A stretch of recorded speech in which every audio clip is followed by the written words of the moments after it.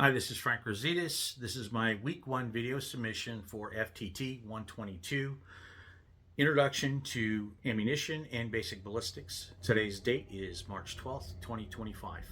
Our part 1 is about the 4 steps of ballistics. The 4 steps are the internal, transitional, external, and terminal. The internal is the study of the characteristics of the projectile as it is fired and travels through the barrel.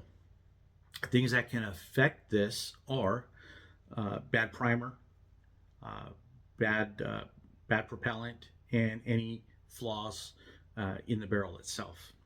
The second step is the transitional step. The transitional step is when the projectile exits the muzzle as it's being pushed out by the gases, and the things that can affect this step are one, a bad crowning of the barrel.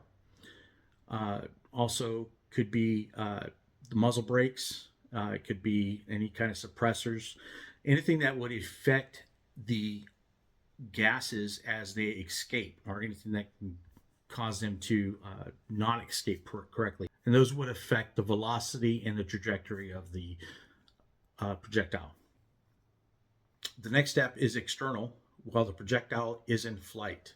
The things that can affect the projectile while in flight are wind, drag, gravity, atmospheric conditions. All these can affect the projectile's trajectory and velocity. The next step would be terminal.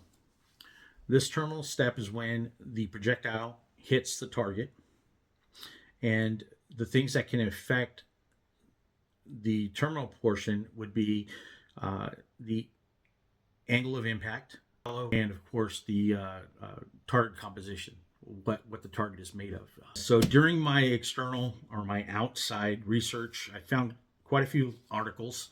The one that interested me the most was Ballistics Made Simple. It was by Richard Mann. It was published on the NRA website. It was actually a great read. There was more information on each of these steps, and I found it very informative, and it gave me a little bit more understanding of these 4 steps. So now we're going to go ahead and move on to is sectional density. Sectional density, I'm going to read you the definition straight from the book, which is on page 56, and it states the ratio of projectile's mass to its diameter. The higher the sectional density number and the greater the projectile mass in relationship to its diameter, the greater mass to diameter ratio means better penetration regardless of the medium. Simple terms, the heavier the projectile regardless of the diameter, the greater the penetrating power. That's how I understand it. Brings us to our next and final section.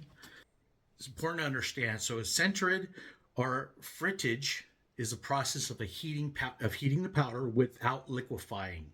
It causes the particles to bind into a solid or near solid mass.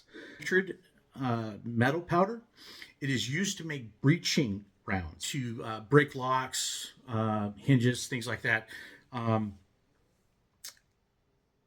It's designed basically, once it impacts, disperses into harmless powder. But so why is this important as far as the centrid? I found it important to understand it is because it's used to fabricate parts that can't be created by traditional machining or casting. But it is also a vital step in 3D printing, which is kind of like the new thing everybody's doing, 3D printing things. And you can 3D print very small objects, which is great. And it's used for metal and ceramics. This would help a gunsmith to fabricate any part that is hard to find or no longer produced for firearms. So that's why I feel it's important. This is my submission. I hope it was informative, and we will see you next time. Thank you.